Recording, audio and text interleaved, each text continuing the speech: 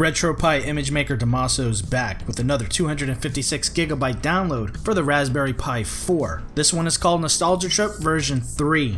This time using an updated version of Supreme Team's base image called Ultra.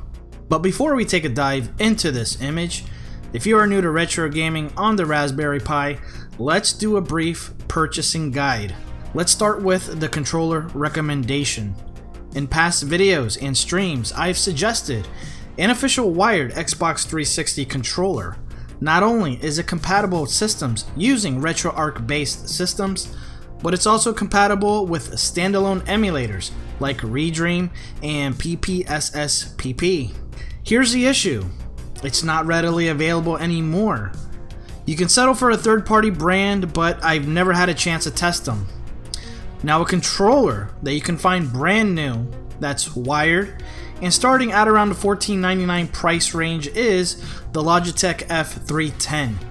In my opinion, this controller has a much better D-pad than the 360 and is compatible with the PSP and Dreamcast emulators. Now, moving on to our buying options for the Raspberry Pi 4. The most straightforward way to purchase a Raspberry Pi for the first time is through Canakit.com. The reason being, they offer a bundle with all the essentials. You'll be given a choice between a 2GB, 4GB, and 8GB. I suggest going with the 4GB starter kit.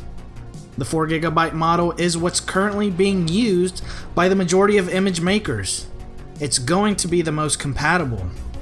This bundle includes the board, a USB-C power supply, a case with a fan included, heat sinks, and the micro HDMI cable.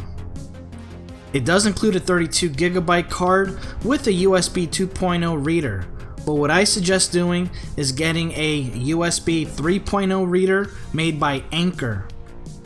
Also, a 256GB card made by Samsung. I'll put links in the description.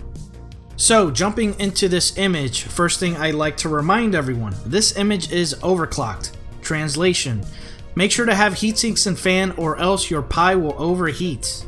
If you have compatibility issues or startup issues, there's 4 things you can try. Number 1, make sure you are using the left video port on the video out. Number 2, reset your config.txt file to the default.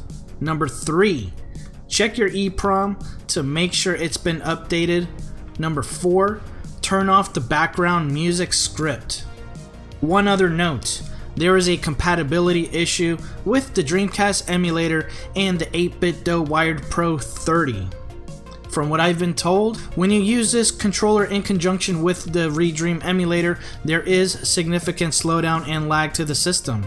As far as changes to the game list goes, Damaso has included lots of hidden surprises in the hacks department. He's also consolidated the Atomiswave section to Dreamcast since they have been ported over. Let's go ahead and show off some of the systems, and as a reminder, this image can be found on arcadepunks.com. I am Level 1 Online. Thanks for checking out this video. You guys have a good night. Take care.